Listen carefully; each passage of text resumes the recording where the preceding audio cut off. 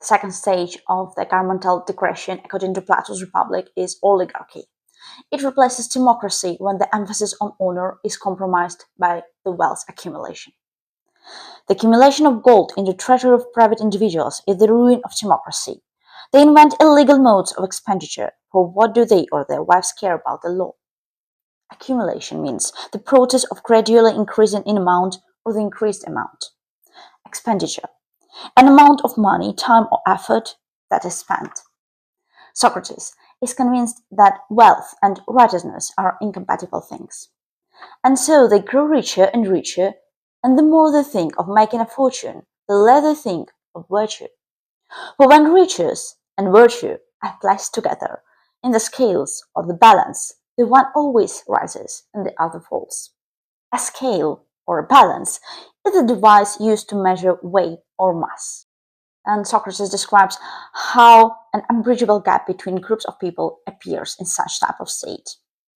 And so at last, instead of loving contention and glory, men become lovers of trade and money. They honor and look up to rich men and make a ruler of him, and dishonor the poor man.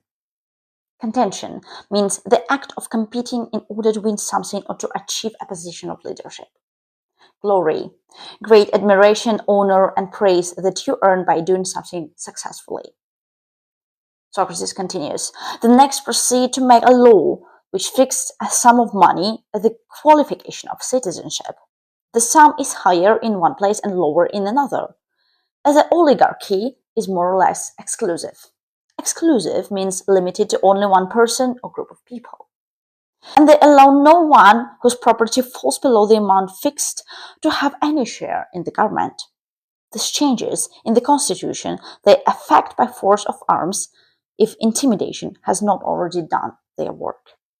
Intimidation means the action of frightening or threatening someone, usually in order to persuade them to do something that you want them to do.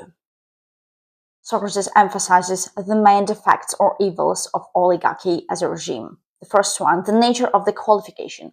People are chosen to some high positions according to their property, not to their abilities, and that is unfair. The inevitable division. Such a state is not one but two states, the one of poor, the other of rich men, and they are living on the same spot and always considering against one another. Inevitable means certain to happen and unable to be avoided or prevented. And one more defect among many others, the extremes of great wealth and utter poverty. Then Socrates suggests to proceed and consider the nature and the origin of the individual who enters this type of state. The individual only satisfies his necessary appetites and confines his expenditure to them. His other desires he subdues under the idea they are unprofitable. To confine means to keep someone or something within limits. Subdue, to reduce the force of something or to prevent something from existing or developing. He is a shabby fellow who saves something out of everything and makes a purse for himself, and this is the sort of man whom the vulgar applaud. Shabby, not honorable or fair, unacceptable. Vulgar means not suitable, simple, dignified, or beautiful, not in the style preferred by the upper classes of society. And Socrates makes a short conclusion about the oligarch. He is not a man of cultivation. Oligarchs do, however, value at least one virtue, that of temperance and moderation, not out of ethical principle or spiritual concern, but because by dominating basteful tendencies they succeed in accumulating money. It will be clear enough that in his ordinary dealings, which give him a reputation for honesty, he coerces his bad passions by an enforced virtue, not making them see that they are wrong or taming them by reason, but by necessity and fear constraining them, and because he trembles for his possession, says Socrates. Coerce means to persuade someone forcefully to do something that they are unwilling to do. To tame, to control something dangerous or powerful. To constrain, to control and limit something.